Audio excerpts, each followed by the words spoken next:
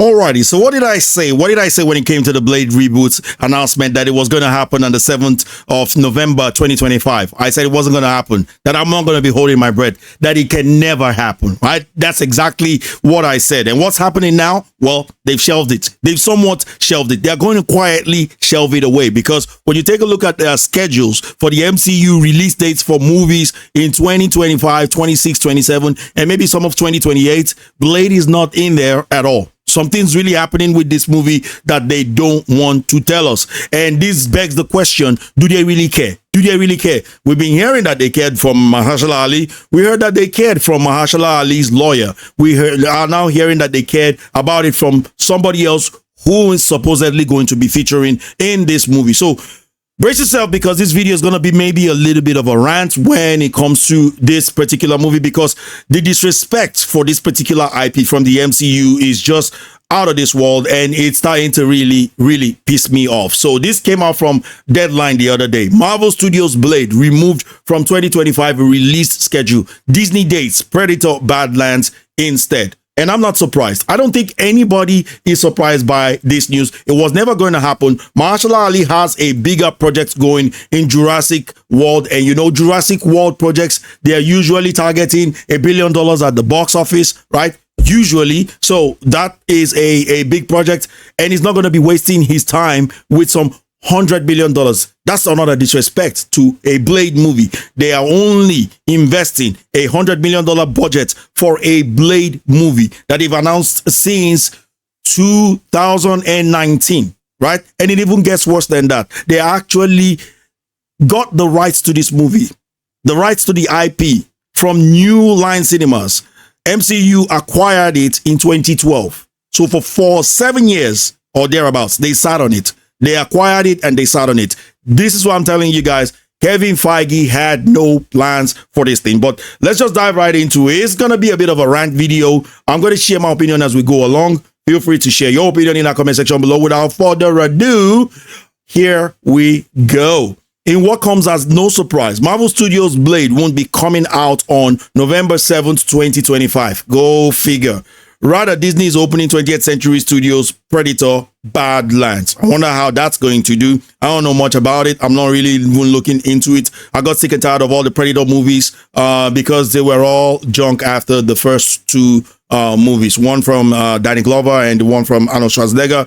Rest of them, I just kind of like lost interest. I saw some of them, but Alien vs. Predator was okay. Other than that, I wasn't really too much interested. In any case, you guys, the reboot of the famed Wesley Snipes Marvel movie was first announced at San Diego Comic-Con in 2019 with two times Oscar winner Mahershala Ali starring. So essentially, like I done told you guys, in 2019, Kevin Feige had no plans for Blade. The only reason why he announced it was he felt like it was going to get a big old row from the crowd. And why? It's because Mahershala Ali called him and said he wanted to feature as Blade. According to him, according to the story, he said, well, I got a phone call from Mahershala Ali and he said one word, Blade. That's the reason why they decided to announce this thing without a plan. He never had a plan for it. He never wanted to use Blade. And I got to tell you guys, I feel like the reason why he never had any plans for Blade was because to them, all they see when it comes to black characters is how they can use black characters as pawns to push some kind of woke messaging. That's the reason why they don't want to use this particular character. They had no plans for Blade because it just doesn't fit into how they can use him as a woke character to push woke messaging. Maybe they want to use those woke messaging type of a thing to win more Oscar awards, just like Black Panther did. Although Black Panther only won awards with, costume designs. It didn't win award with acting or storylines or anything like that. But they've been looking for movies that they would use to win some kind of an award. This is why they went to get Osai Kufo to write a movie that now transformed into learning life lessons. This is my own personal opinion regarding this. This is my own theory regarding why this movie is moving nowhere. Because this is what Marvel see black characters as. If you notice, they didn't even invest that much money in it. $100 million is the budget for this particular movie, and yet it didn't take off the ground, right?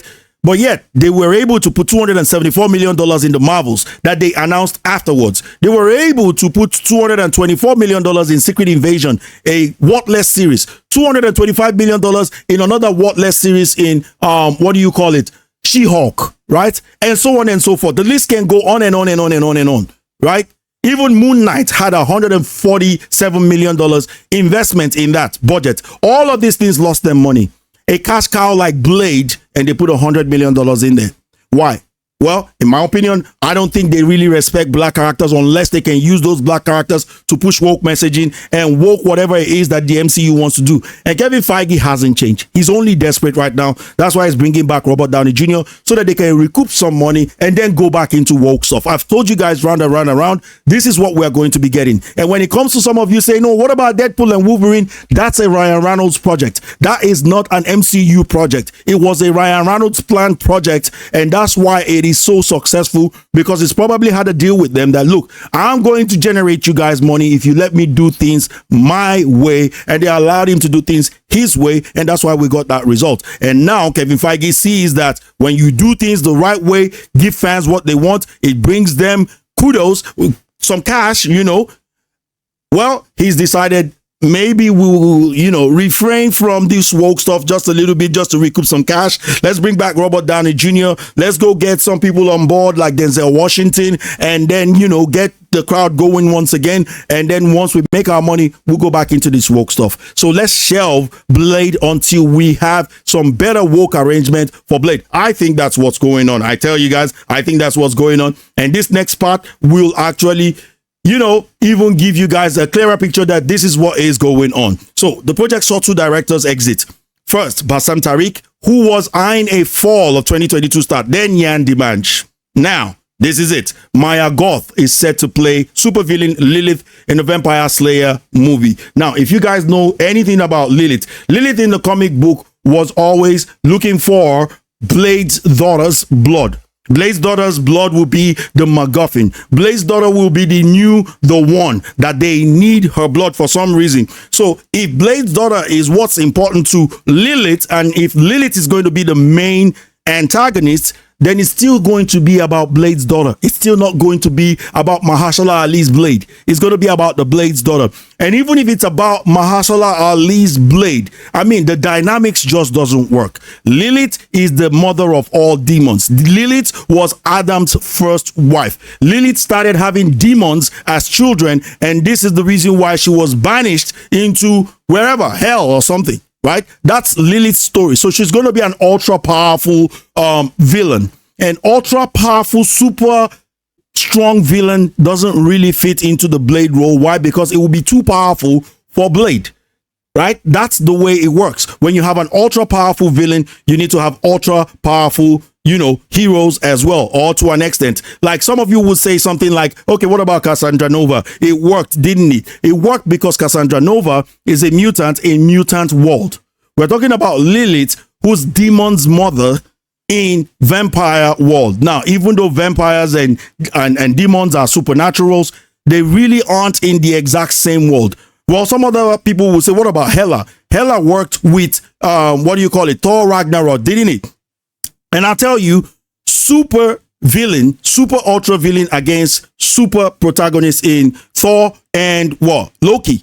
Yeah, that works. But when it comes to Blade, one of the integral things about Blade is the fight scenes. If you take a look at part 1 and part 2 and why it works so well, was the fight scenes, especially the final fight scenes. They work so well because the bad guy was obviously more powerful than Blade, but Blade found ways to outsmart the bad guys, right? Found ways to defeat the bad guys. That's essentially the secret sauce that they still don't have till now. Right? So you want to now bring a woman in, you're going to make her ultra powerful. She's just going to be weaving her fingers and waving her hand and tossing Blade around. That's not what we want to see in a Blade movie. She belongs in more of a supernatural movie, different from Blade.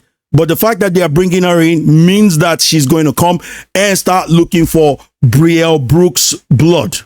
That's the synopsis that was on ground, and that's the synopsis that they're still talking about. Now, whether they're going to make it about Brielle Brooks, I haven't the foggiest idea. But if they are, then they are still going to disrespect and sideline Blade one way or another. So they really do not have much respect for this particular character. So to me, it's just not going to work. Plus the fact that Mahershala Ali doesn't have the secret sauce like Wesley Snipes. The dude just can't fight. I mean, you saw him in Alita Battle Angel. He didn't throw a single damn punch. You saw him in Luke Cage, the series. He didn't throw a single damn punch. So to me, he really, other than the fact that he has the voice and the look, I don't think he can give you that particular, you know, panache like Blade would, like Wesley Snipes would. So for me, you want to do something that the fans want, that you want a successful Blade movie, and you want an R-rated movie that will give you from $500-700 million upward, or maybe even $1 billion type of movie, go and get Wesley Snipes back, the OG Blade.